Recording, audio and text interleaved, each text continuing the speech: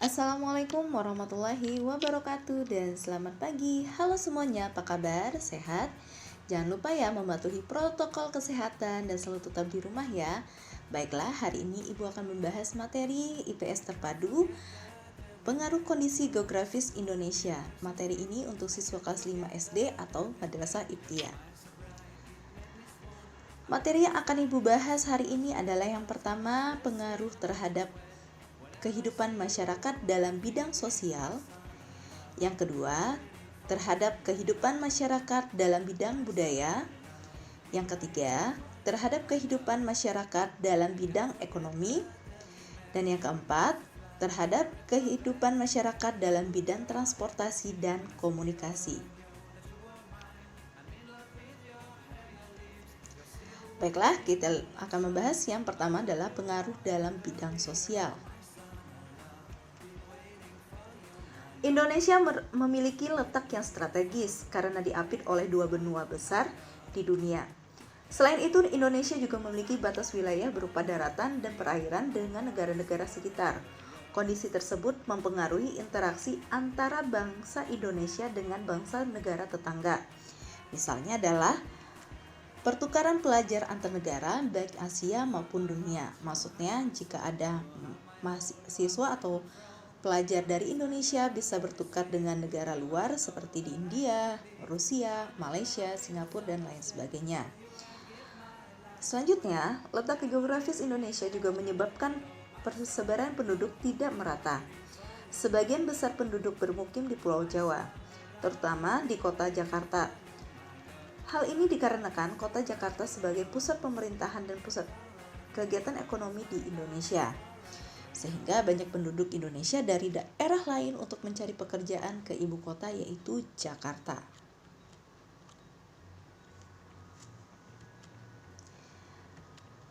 Yang kedua adalah pengaruh dalam bidang budaya.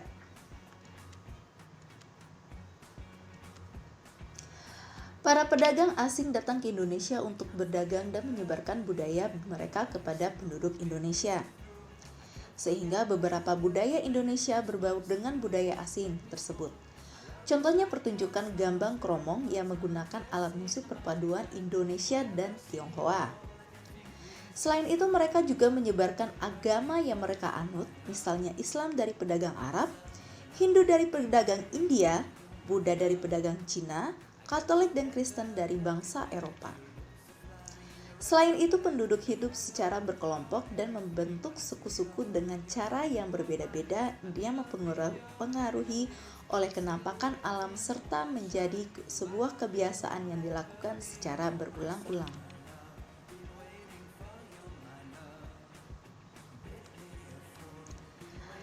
Yang ketiga adalah pengaruh dalam bidang ekonomi.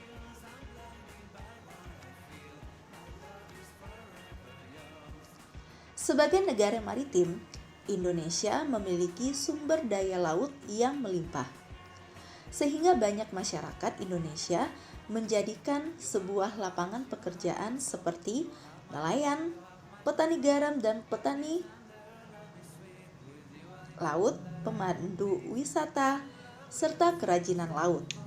Selain itu, Indonesia juga merupakan negara agraris yang memiliki wilayah berupa daratan rendah dan daratan tinggi sebagai lahan pertanian dan perkebunan.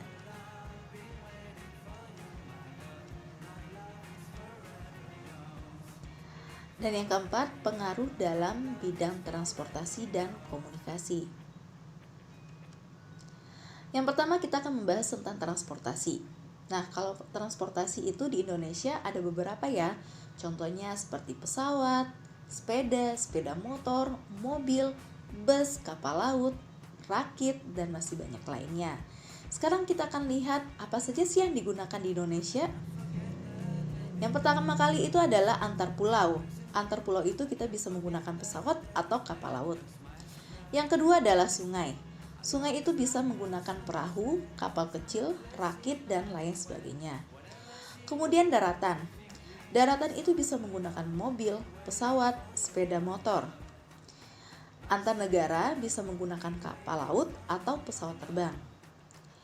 Jarak dekat bisa menggunakan sepeda. Maksudnya jika kamu menaiki sepeda itu dari rumah menuju sekolah.